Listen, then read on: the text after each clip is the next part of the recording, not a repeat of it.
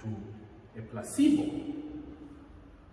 And ultimately, the difference we have seen in the people that were exposed to my drug and the people that were exposed to nothing is this. Therefore, my drug is working. Well, if after this treatment there is no difference between the group where you have given your drug, guava leaves, and the group whom you have given the placebo, then it means that your drug is not working. After all, the two are ending up the same. Does this make sense? Makes sense? Do you understand why your control group is crucial? Explain that again. The control group or the placebo group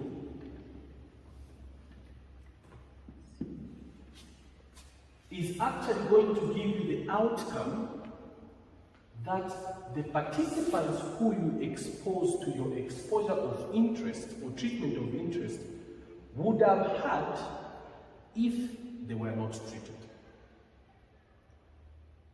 or if they were not exposed to that treatment. That's what it gives you. So ultimately what you will have is a group that you compare with after the treatment. You are going to compare your result to what would have been the result if these participants were not treated. And somebody's going to wonder, why can't I just compare with the baseline, right? Why don't I just compare with how somebody started? Have I thought of that? I can say, well, rather than bringing in a control group, let me just compare to my baseline, to how I started. I started with diarrhea. Let me check after, say, 10 days and see whether I have changed after getting guavas. Then I can argue then that, well, the guavas are working, isn't it? Do you get what I'm trying to get to here?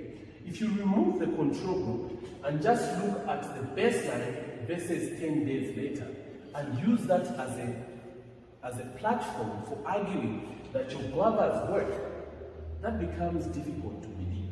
Why? Because even as you are staying on your own, without taking the treatment, it is possible you would be recovering. You have an immune system. There are a few other factors that could result to you healing. So you can't compare to the baseline.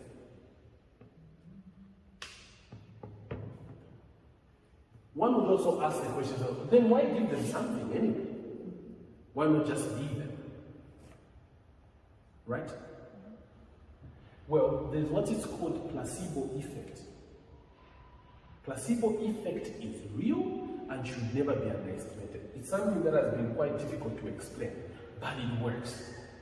There are people that have actually been administered with normal saline because they are saying they are having so much pain, and the extent of pain they are having has seemingly reduced.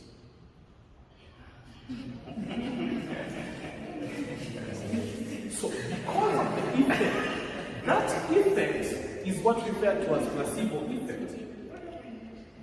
So what you want to do is that you want to see the difference attributable to the treatment, which is going to be beyond the effect of the placebo.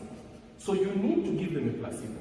In fact, the placebo you ought to look for should be one which would be similar to some extent to what you're using as your exposure. So if you come to see what we do in clinical trials, you will discover that the drugs are actually going to be packaged the same, they will look the same, they would taste the same, so that the participants do not even know whether they are taking the drug or they are taking the placebo. Because if somebody guesses, they will start feeling like, I'm feeling sick, I should probably be taking the drug. And it has been heard before where patients will try to cross over and say, look, let's share half the drugs so that I know I'm at least getting half. Do you get the sense? But again, this process of administering drugs or administering to either the treatment group or the placebo group is what we do in the process of randomization. And remember last time I talked about what randomization was, right? This is where you actually put participants into the treatment or the control group while giving each one an equal chance of either being in the treatment or the control group. Remember? So basically that is what you're going to do. So since you and I have discussed variables, we can probably think about how we can carry out this research. Right? How do you think we can do this? Yes? Question. Yeah. If you decide to test the identity hypothesis, so for A, does it always have to be, do you have to use the placebo or is it maybe you can use the actual? That's a very good question. Really, you don't test the alternative hypothesis for the reasons that I addressed. That the alternative hypothesis may mean two things. Right? But the question that you have asked on the latter part sounds very interesting. Do you always have to use a placebo? Well, if it's the first time this study is being carried out, it's preferable that you use a placebo. And these placebo tests, you'll probably be trying this maybe in mice, if you want to do it in vivo or things like that. But most of the times, these will be like the preliminary stages of the studies. So it could be in a preclinical stage before you start exposing people. And then when you start doing the drug versus placebo, it would actually be amongst very few people. It could be like clinical trial, the level 1, okay, clinical trial. But as you start going higher, most of the times you don't want to leave patients not on treatment. I'll give you an example of a situation where you can compare two groups. One group getting the drug that you're talking about as a drug of interest, or the other group getting another drug. So they're getting some level of treatment. Basically what you're trying to determine is which drug is better. They could be getting a standard treatment, a drug that they normally use, and then you introduce a new drug that you're claiming is better. So when you come to study designs, you come to learn that is a study where you're comparing one group to another, one group getting the treatment, the other one getting a placebo. These are referred to as superiority studies, right? You want to determine the superiority of this drug of yours over the other. Wow, the other studies, and then they have different hypotheses of themselves. The other studies where you want to introduce a new drug, what you're going to say is that this drug that I've introduced is not different from the drug that is currently used. It's equally as good. Those studies are usually referred to as non-inferiority studies. You want to show that this study is not inferior.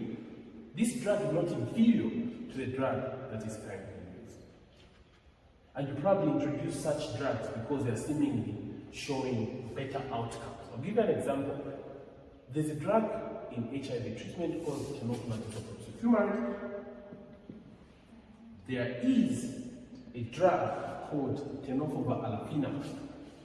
At the time when they were trying to introduce tenofovir, they had to show that tenofovir was not inferior to tenofovir when it comes to clearing the viral load.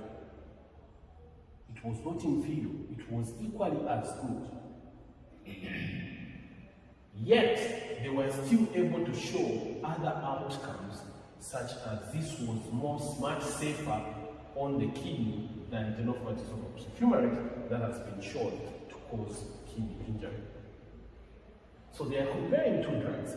These are both active drugs. yet this one has better outcomes on the key. Do you get the sense?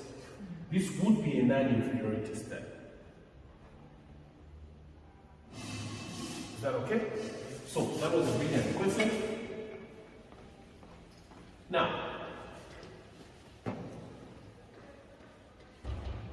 we will definitely discuss study designs. I think as we go forward, I think the next lecture, this is something we want to come and build on, study designs.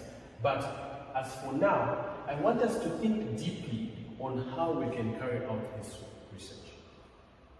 How do you think we can carry out such a research? To determine that indeed guava leaves work. What do you think?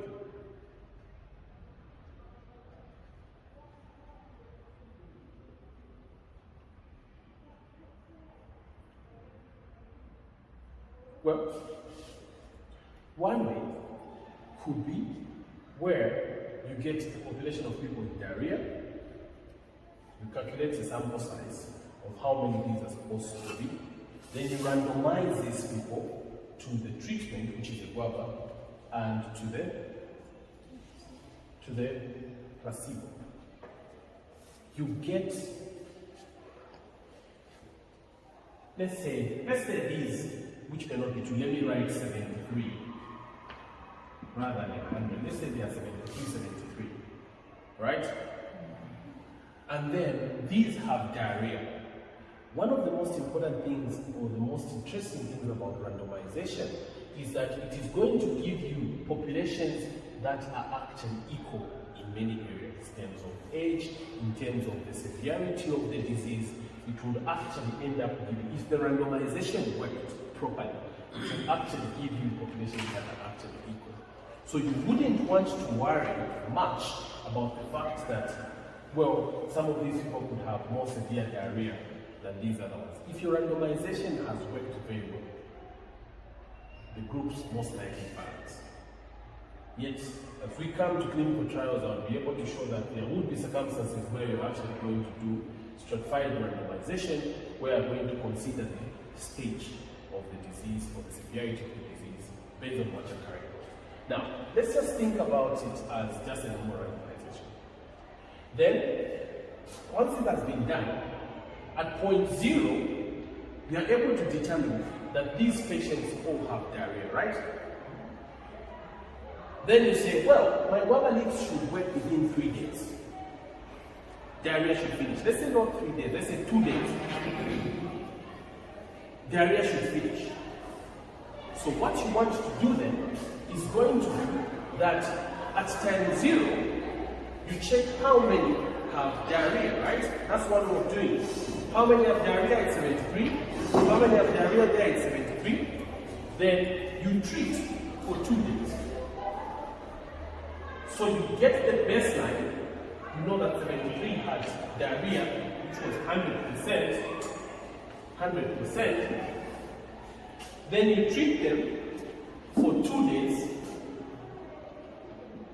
and check how many have diarrhea afterwards. So you're having a before and an after there, right? Then ultimately what you have, for example, is that after treating them with guava leaves, you end up with 43 having diarrhea out of 73. Well, in here, you end up with something like 68 out of 73 having diarrhea. So in here, you are able to demonstrate that there is a reduction in the number of cases of diarrhea following the treatment. And ultimately, all you have to do is compare these two to test the hypothesis that the proportions that are going to be in here are equal to the proportions in there. Right? So you discover that there could be a difference, but there is a certain level at which this difference would be considered significant or not. Some of the differences could actually be just by chance. Is that okay? It should exceed a certain point such that you are able to say, well, there is a significant difference. Therefore, we can attribute this difference to the treatment that was introduced. Make sense? Does that make sense, guys? One could be wondering now to say, well, what is that significant point at which one is actually going to say, well, there is significant difference? Well, for me to introduce that, I want to introduce you to two things. There is what is called alpha and what is called beta.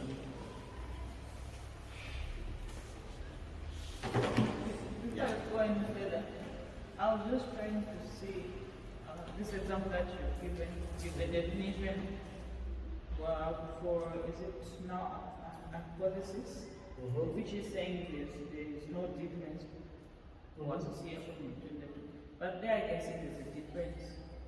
If that was the case after you do the research. So, okay, so what conclusion do we make in here is your question, right? Yes. Exactly. So, if for example, because what you're going to test is that what your argument is, if you're using the null hypothesis,